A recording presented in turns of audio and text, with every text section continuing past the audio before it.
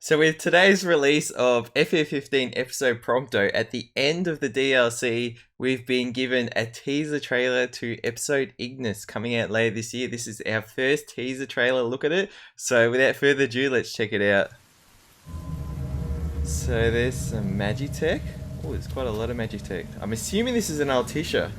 And by the rain, I'm assuming this is during the Leviathan fight or around the same time. There's a few ships. They got guns pointing at someone. There's several. Are they holding? Is that Ignis? Yeah, they're holding Ignis down. Oh, look at that shirt, Ignis. Okay, he hasn't got the scars on his eyes yet. That's Arden. I'm assuming. I bet that. Yep, it is. It is Arden. I could just tell by the coat there. Oh, okay. You can't hear what he's saying, but. Oh. Oh, I'm assuming that's just before he goes blind. Yeah. I'm really wondering what Arden said then, and I swear I can. Okay, December 2017. So that means so we're not getting in 3 months from now. We're getting 6 months, meaning that the DLC after that, titled Comrades, I believe, the multiplayer expansion, that will then obviously be coming out next year, unless they release that alongside this. But I doubt that. But yeah. Going back to Ignis, I swear somewhere during the game I believe just after he got blind, he mentioned something about, what he said to me or something or what he did. I can't remember. I just remember him saying something that was referring to obviously what takes place during this gameplay, and now I believe it's essentially confirmed that it's what Arden has said to him. That's really interesting because we were wondering, was Arden the reason Ignis became blind? Was there a confrontation between Ignis and Arden during that time of the Leviathan battle between Noctis and Leviathan and etc., or everything that happened with Luna and all that in Altisha? So that would be really good to find out. I sort of, it's sort of annoying, but I love how they didn't reveal what Arden said, because it makes you just really I don't know, it drives you down to just really want to know. So it's a good little teaser, no pun intended. But yeah, I mean, that's good. So 6 month wait. I would have loved to have seen it come out, sort of September or October or so this year, and the comrades during the holiday period, Christmas and stuff like that. But that's okay. Maybe they need more time to work on that. One really awesome news is I believe it was the brand marketing manager or director, brand marketing manager of Square Enix, announced during the most recent active time report. It was the recap time report after E3, that they've got some really exciting and big stuff in store for FF15, which they will talk about this summer. And just yesterday, Hajime Tabata-san confirmed that yes, they've been working on stuff, which they will talk about this summer, and that gets me really excited. Is this DLC expansion post the season pass that they're talking about, another season pass in terms of, or more expansions, bigger expansions, I should say. So going along with sort of the questionnaire at the end of episode Prompto, choosing what future expansions we would like to see. It was a shame, of all the choices, you could only choose one. I would have loved to have had multiple choices, or have multiple categories, like the story expansion is one category, playable characters is another category, so you wouldn't have to choose, for example, between something like World of Ruin as your only choice compared to Iris as a playable character, or RNA, or so on and so forth. There were so many great choices, and it's a shame that you could only choose one. In saying that though, the one I really want of all those is the Arden prequel DLC. I would just love to learn so much more about him, as such an integral character to this story, and such a very meticulous and articulate character. Everything is well thought out and structured, what he does, and is essentially composing the game in a way. He's shaping everything that happens, whether it does come out to his will or against his will. That is something I don't want to spoil, and there are still questions about that, even for those who have beaten the game. But I would love to learn more about his past. Who is Azunia? Azunia his brother? Is Azunia related to him anyway? Did Azunia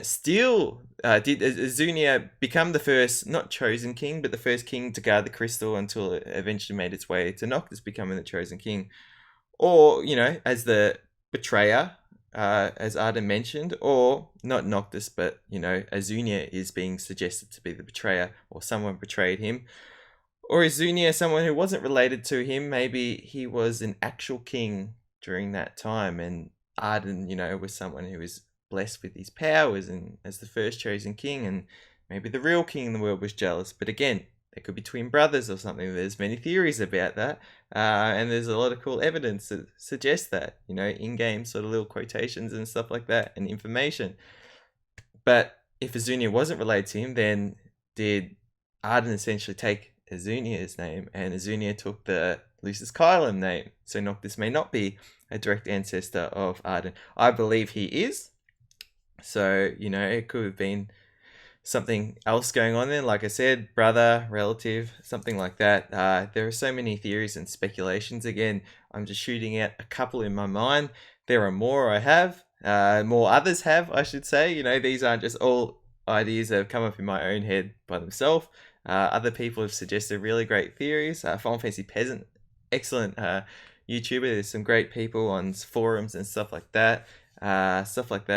It's just really exciting to think of the concept of getting an Arden prequel DLC when he was someone who was sort of this savior, and you see images of him in the strategy guide, you know, with these robes and people praising him while he's walking, or he's traveling alongside a chocobo, and it looks very, you know, Renaissance like. It just gets me excited. But at the same time, I would love to see like a world of Versus, where what happened to Noctis inside the crystal? Was he simply in slumber for that 10 plus years, absorbing the energy of the crystal, or was there more going on? Was he going through trials and tribulations? Was he being tested, and he was essentially going through repeated scenarios and stuff, things like in the Omen trailer, tested of the decisions he needs to make, maturing as a person, and through that, as a reward, he's having to earn the crystal's power. Although he is already the chosen king, you know, he has to work for that.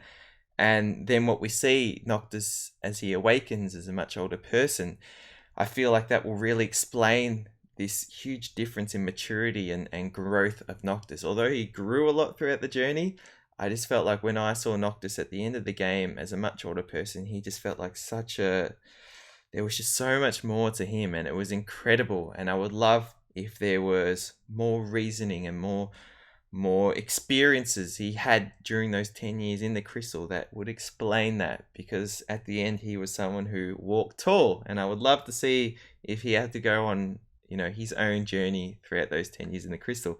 Again, there's so much more. World of Ruin, we could have awesome. It would have been cool if after, just before going to Insomnia at the end, you could explore the whole world. They could have even added several more chapters and you go out and do lots of other story things. I felt like that was a missed opportunity, but again, you know, there's a lot of constraints. Time, which appears to be the most obvious. We don't know all the constraints of the development team, what they went through and stuff. But again, what we got, it's a very great game. Really strong skeleton that just needed flesh. It needed to be fleshed out more. It needed more to it, you know, and we know that there are things missing from this game. When I say missing, it's they've sort of made it cohesive, but you know, it's like, why couldn't we explore there? Why didn't they elaborate on this? You know, why didn't we hear more from this character? I mentioned in a previous video, Luna. I felt like she should have been a playable character, where for every chapter you completed as Noctis, they had like after chapter 1, they had chapter 1.5, and that you play as Luna and you go on her journey, and then chapter 2.5 you're Luna and stuff, and that could have been a more linear experience then. So they could have then had a cool balance of open world and linear that way, you know. Up until then the game became more linear in its own right. So again, so many cool things they could have done, but you know, I'm happy to see us get episode Ignis. And yeah, let me know your thoughts below on anything I mentioned episode Ignis or otherwise, expansion DLC wise in the future. But yeah, anyways, thank you so much for watching. I hope you'll enjoy, and until next video, stay spot on.